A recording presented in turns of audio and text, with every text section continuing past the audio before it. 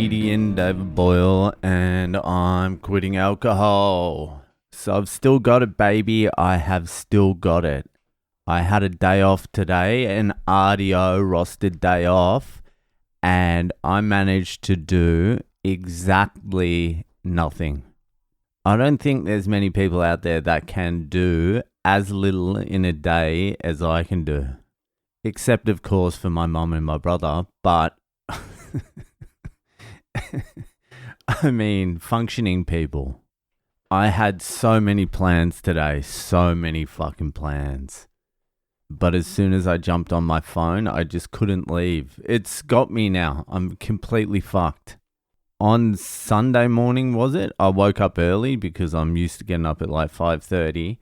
So I woke up early and I just lay in bed. Usually what I do, my morning routine is normally pick up my phone, check Bitcoin, and then my day begins.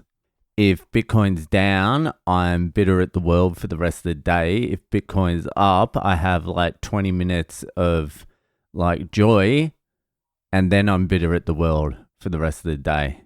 So probably not the healthiest way to start the day, but that's my morning routine. What are you up to?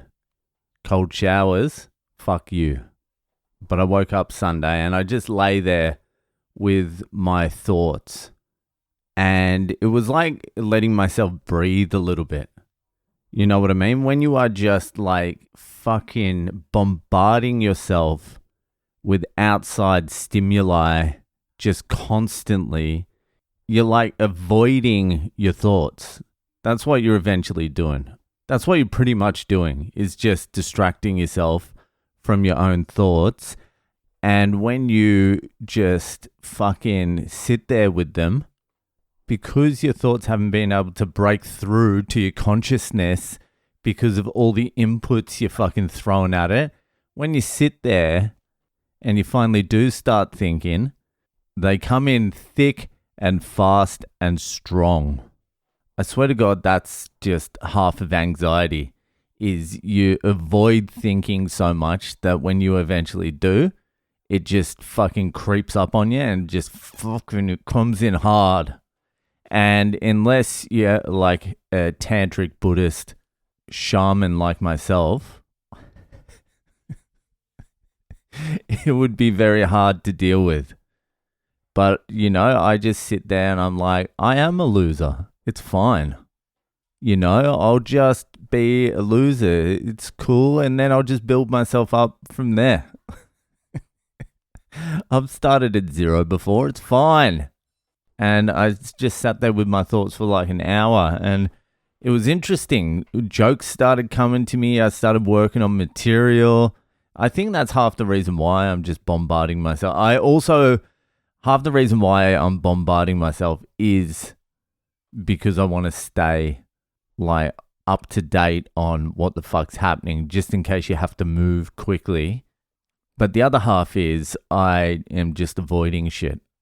Maybe that's like 80% of it, but I do enjoy staying on top of things. It has helped to a certain degree. Anyway, I did absolutely nothing today. And when I say nothing, I mean, like, what I did today was I dropped my daughter off at childcare, and then I went and got 2 meat pies, and then I hopped into bed with the meat pies and ate them. That's what I mean by nothing. And that was my day. I had the Kindle there. I couldn't even bring myself to read. I was just scrolling and then looking up tutorials on YouTube. When I say tutorials, I mean I was just watching some shit. That was my day and I was pretty happy with it, to be fair. Anyway, it's Monday. It's your Monday. That wasn't much of a Monday for me. And do you know what that means? It's Boyle time. So if you have a question for one of the greatest minds of the generation or any generation, comedian, philosopher, tantric shaman, Le Boyle, then head to my website, boylecomedy.com.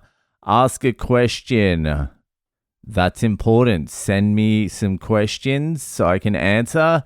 Even more important are the fucked up Friday stories. Let's get some in.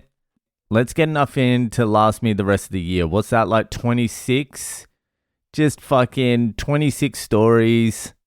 That's all we need, just so I can just go fucking bam on a Friday, read it out, get on with it. You know where to go, boylecomedy.com. Anyway, let's get to this week's Ask Boyle.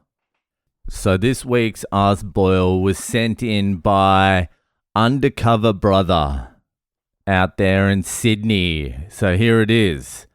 I'm your age, married with no kids yet. I recently reached 135 days without alcohol. I caught up with a few mates the other night. I only planned on sniffing coke and smoking darts. Sounds like a good night to me. I took a bag of Colombia's finest and a pack of Manchester Golds to watch some NRL with the boys in Surrey Hills. For most of the night, I was on 0% beers and bumping keys of coke. After a couple of hours, I decided to have a few undercover whiskies and cokes. At the end of the night, my mates were all so proud of me for only smoking darts and sniffing coke all night. They had no idea I had a few drinks. I feel like a spineless fraud. I was only supposed to be sniffing coke and smoking darts. How do I move forward and return to being alcohol-free like nothing happened? Cheers, mate. Undercover brother, you have come to the right place. And you definitely have come to the right place for this one, because I have dreamed this scenario probably 200 or 300 times.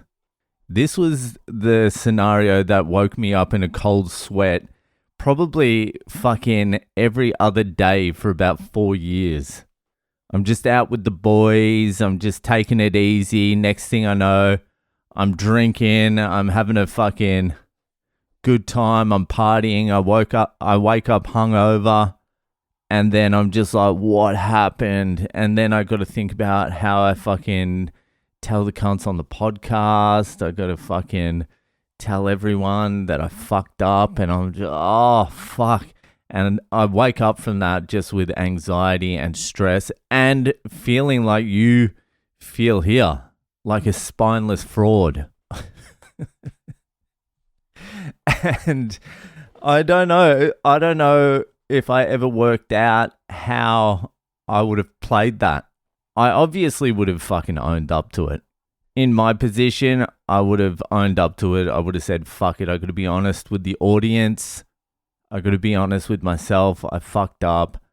I'm starting back again day one. And here we are. But you don't have an audience. So you can play it a little bit differently. If you are serious about staying off the booze, this could be like a fucking great catalyst, because now you know how it feels when you fucking let yourself down. And not only that, you also know that your mates are actually fucking cheering for you.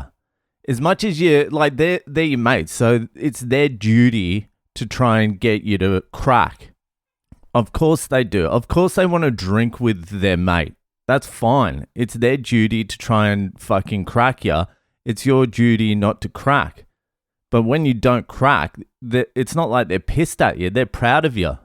That's what I try to explain to everyone, because one of the big reasons you don't quit drinking is because you don't want to let down the fucking boys. You don't want to let down the fucking boys. But I'm telling you right now, the boys are backing you in.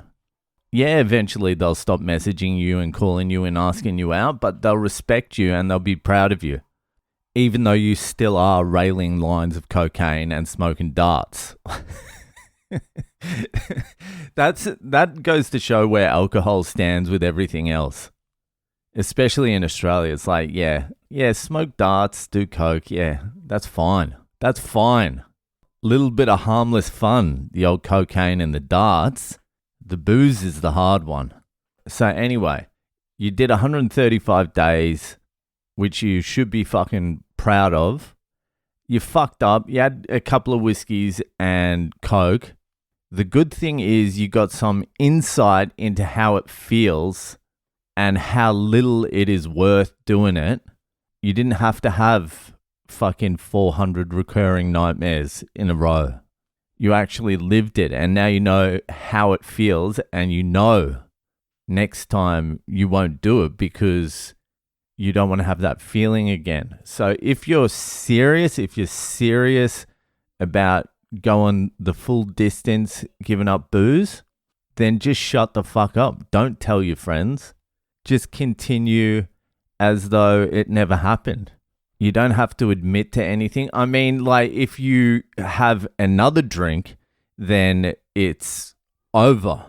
You can forget about it. But if you are serious and you can put that behind you and move on and just continue not drinking, then forget about it. Doesn't matter. You had 2 drinks. Your mates don't know. No one knows. I know, you know. That's it. Who cares?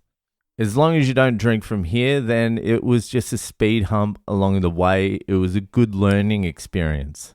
Maybe in 2 or 3 years, if you're still sober, you can fucking say, I had a couple of drinks that night.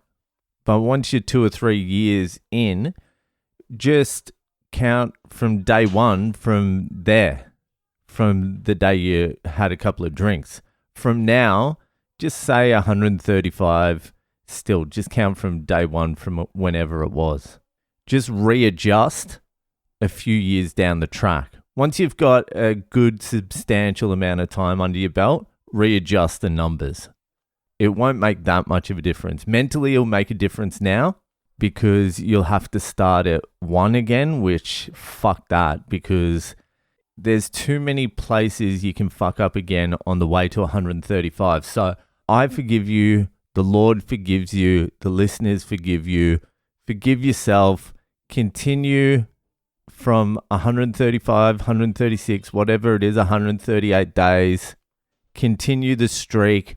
Just don't drink again. But if you have another drink, it's over. It's done.